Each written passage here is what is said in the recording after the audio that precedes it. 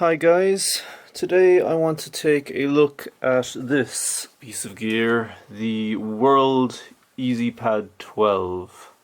I picked this up a while ago because I wanted a simple, cheap MIDI controller, and this fit the bill. It's a very cheap AliExpress MIDI pad, and I wanted to try and use it for doing some drum tracks.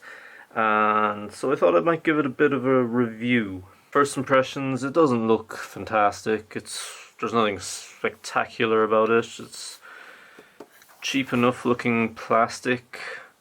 When it's powered on, you do get LEDs which light up on each of the pads and the buttons, which does look kind of cool and is a nice feature.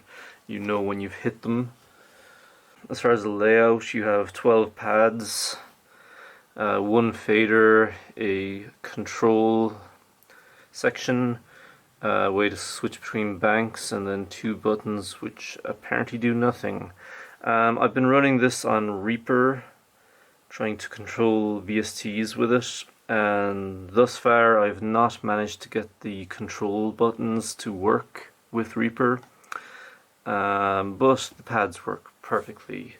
So one thing to note is that when I originally bought this, the sensitivity of the pads was abysmal, but if you check my last video from last week, I show a quick tutorial on how to make them more sensitive by opening it up and removing a strip of plastic. So if you want to see how to make it more usable and make it work about as well as it is for me now, then go check out that video. So I'll just load up a plugin and play something just to show how it works, or that it works. Hopefully you can hear this now.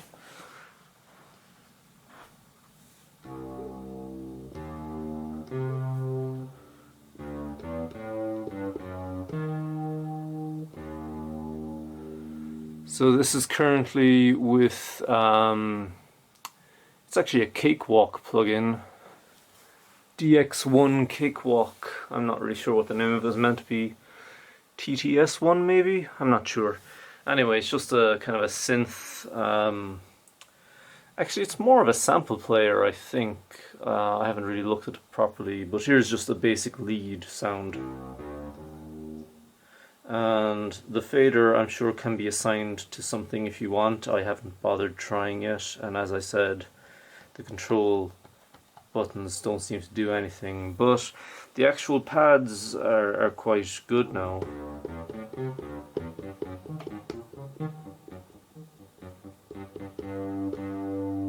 They're pretty responsive, and a slight touch creates a slight noise, so the velocity of the MIDI note you play is being taken into account, so that's good.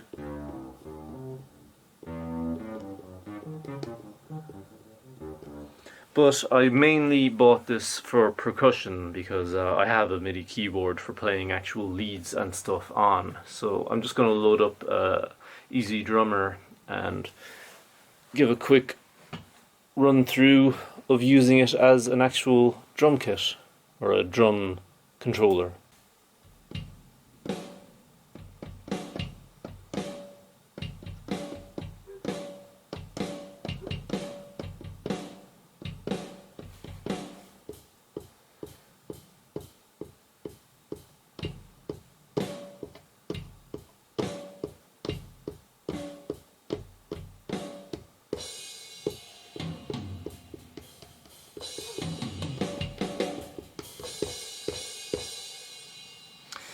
Now, obviously, I'm no drummer, and playing a full drum pattern with your hands like this isn't ideal.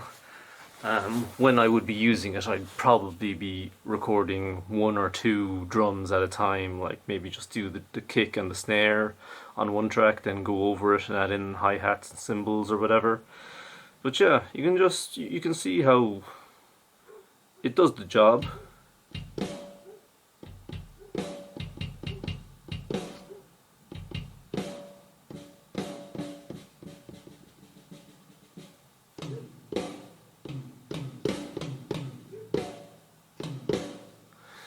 Yeah, so obviously the sounds have nothing to do with this. This is just a controller. Um, but yeah, I'm very impressed with it. I mean, I can't imagine a more expensive unit like one of the Novation launch pads or one of those kind of units being much better. So yeah, if you're looking for a cheap, effective pad controller from MIDI instruments, this is a good option. But as I said, really check out that other video because it is much more usable now that I modified it to be more sensitive.